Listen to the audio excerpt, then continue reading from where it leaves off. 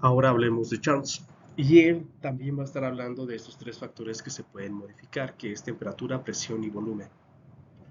Pero Charles hace referencia a que su presión se va a mantener constante, por tanto lo que puede cambiar es tanto su volumen y su temperatura, y que estos van a ser directamente proporcionales. ¿A qué me refiero con directamente proporcional? Pues me refiero a que si tú aumentas tu temperatura, tu volumen se va a ver aumentado, pero pues si tu temperatura disminuye, tu volumen también.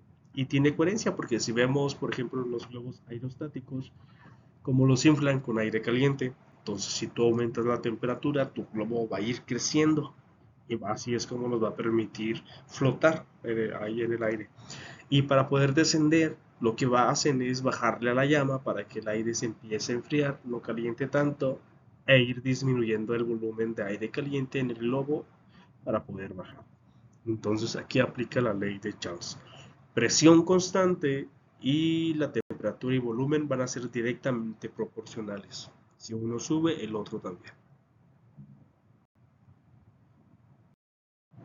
Por tanto, si Charles nos dice que la presión va a ser constante, pues ahora yo voy a considerar que únicamente puedo modificar el volumen y la temperatura. Y al igual que Boyle, vamos a hacer una ecuación en donde el volumen 1 sobre temperatura 1 va a ser igual a mi volumen 2 sobre mi temperatura 2. ¿Ok? Y aquí tenemos un ejemplo. 200 centímetros cúbicos de un gas ideal a 20 grados centígrados se expande hasta un volumen de 212 centímetros cúbicos a una presión constante. Entonces aplica la ley de Charles porque es presión constante. Y nos pregunta cuál va a ser la temperatura final.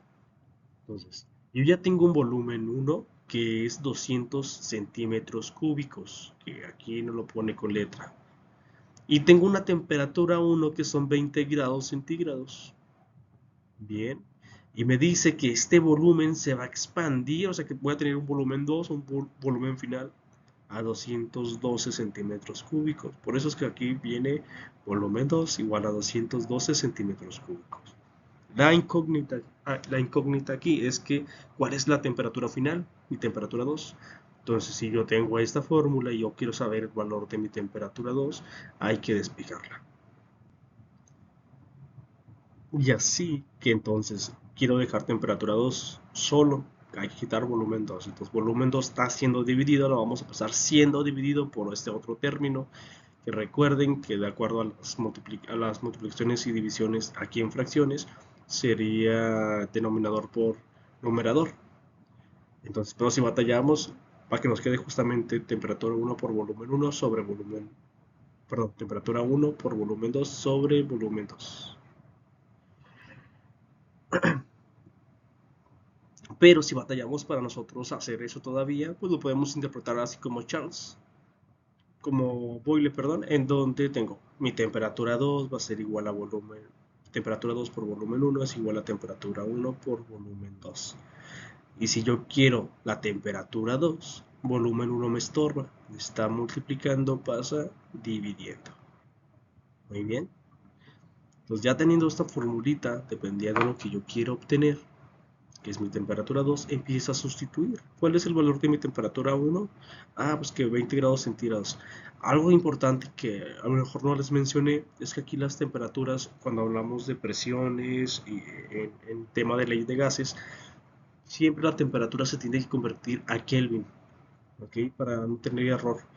Más adelante les voy a explicar esto de las unidades, pero es importante convertir las temperaturas siempre a Kelvin. ¿Cómo transformamos una temperatura de grados centígrados a Kelvin? Pues bueno, nada más a tus grados centígrados hay que sumarle 273 grados, ¿sale? 273. Entonces, 20 más 273 igual a 293 Kelvin.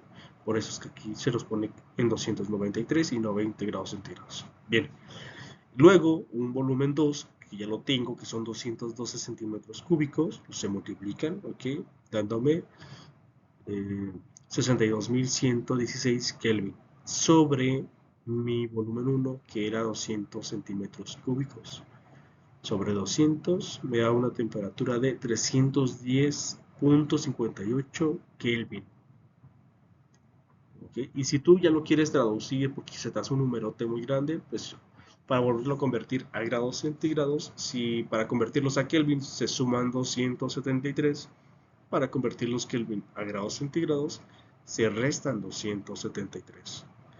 Entonces, la temperatura 2 en este sistema sería de 37.58 grados Kelvin. Y tiene coherencia. ¿Por qué? Recordemos, Charles nos está diciendo que la presión va a ser constante, por tanto mi temperatura va a ser directamente proporcional a mi volumen.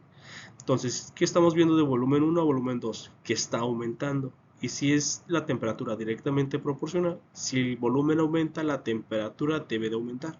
Entonces, volumen aumenta, temperatura de 20 aumenta a 37.58. Se cumple la ley.